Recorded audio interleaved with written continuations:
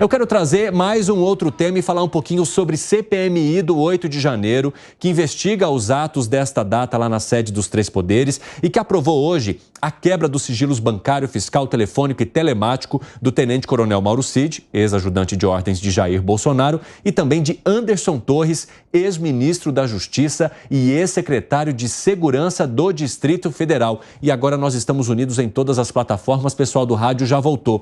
Como é que vocês veem essa ação da CPMI e isso pode ajudar de fato a avançar em informações que nos façam entender o que aconteceu naquele dia, Alan Gani?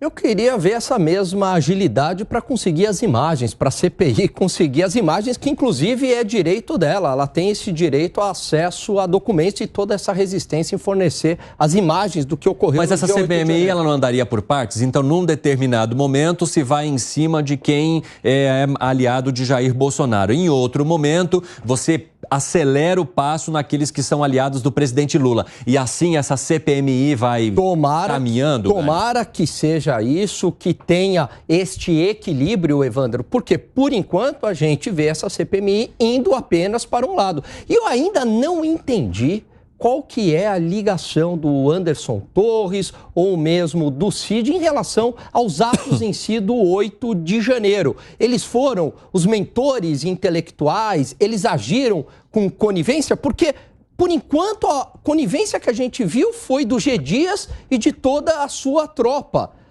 Então, porque acharam lá uma minuta de golpe, mas uma minuta de golpe seria muito mais fácil enquanto o presidente Jair Bolsonaro exercia a sua função e não dar um golpe depois que ele saiu do poder. E outro, que eu repito, né? Não se dá um golpe sem armas. Ocupar um espaço não é dar um golpe, como aquelas pessoas iam manter o poder. Terceiro ponto, o exército não estava com essas pessoas.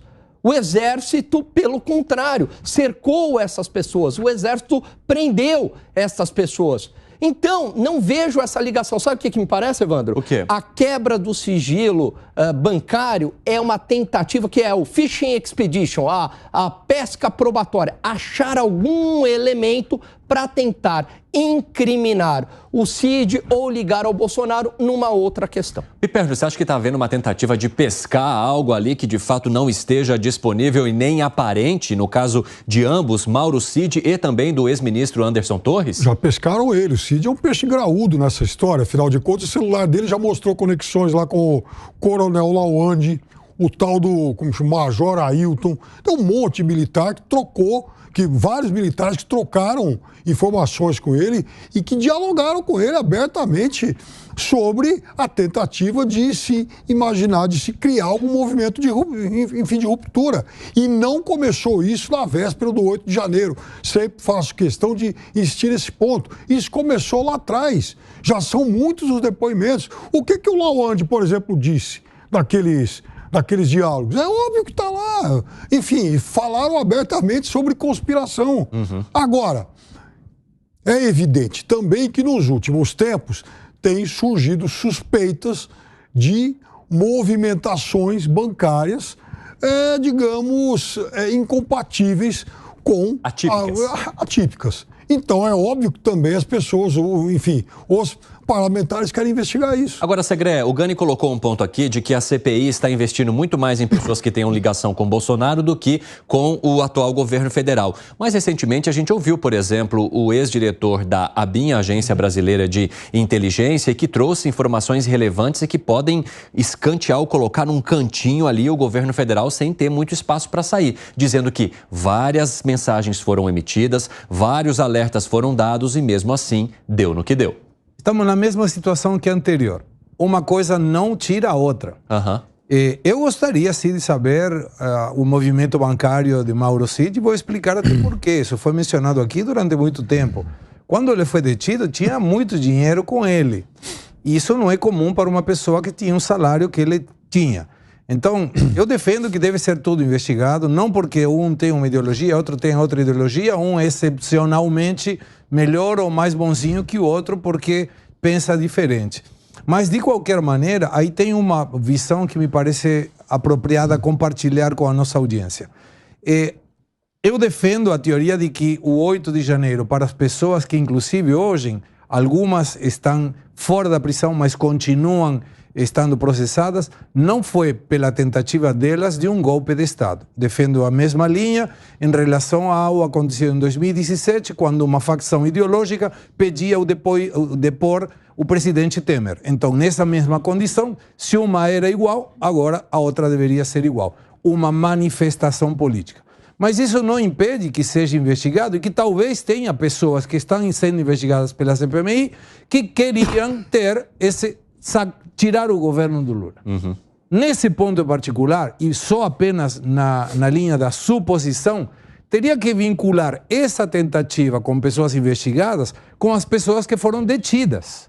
Porque se mesmo assim, imaginemos, Anderson Torres, Mauro Cid e outra quantidade de gente, como o Piperno mencionou, tinha a vontade ou a intenção ou o plano de depor o governo do Lula, isso não configura que as pessoas que necessariamente estavam alinhadas com essa ideia.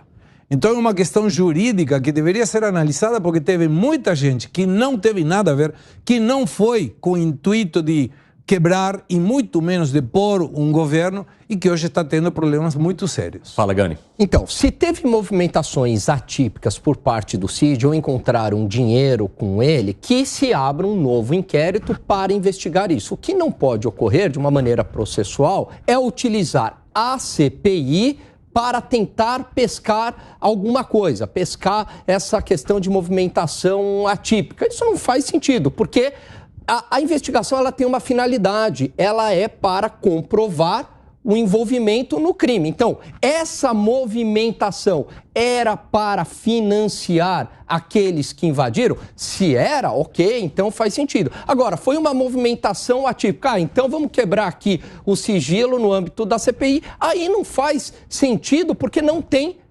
relação com o objeto do suposto crime. Outro ponto aí, concordo com o que o Segré falou. Existe uma ligação concreta entre o Cid, o Torres, por mais que eles tivessem uma intenção, mas existe uma relação concreta de que eles fomentaram aquelas pessoas de alguma maneira, instigaram, deram dinheiro, planejaram para ocorrer uma invasão? Não me parece que eles tinham uma intenção, aquelas pessoas também não queriam o presidente Lula e acabaram invadindo, mas não que eles tinham arquitetado um plano para tirar o presidente Lula. Isso não faz o menor sentido, quer dizer, você não tinha o uso legítimo da força e nem como se sustentar no poder. Piperno, quer arrematar algo para a gente poder seguir e falar um pouquinho de economia aqui? Não, ele tem suspeitas por todo lado. Inclusive, se a gente partir da minuta, se a gente partir, por exemplo, dessas relações aí que a gente acabou tomando conhecimento por conta de quebra de sigilos telefônicos e o país conheceu uma série de diálogos, então ele está muito longe de ser um inocente injustamente investigado. Ele dá motivos para que a comissão o investigue. Fala, Segré, vamos lá. Uma questão para complementar o que ela mencionava. Se a CPMI encontra algum delito que não esteja relacionado com isso, ele deve anunciar às autoridades para que continuem. Não acredito que eles vão tomar esse phishing de novo como para ampliar as investigações na CPMI.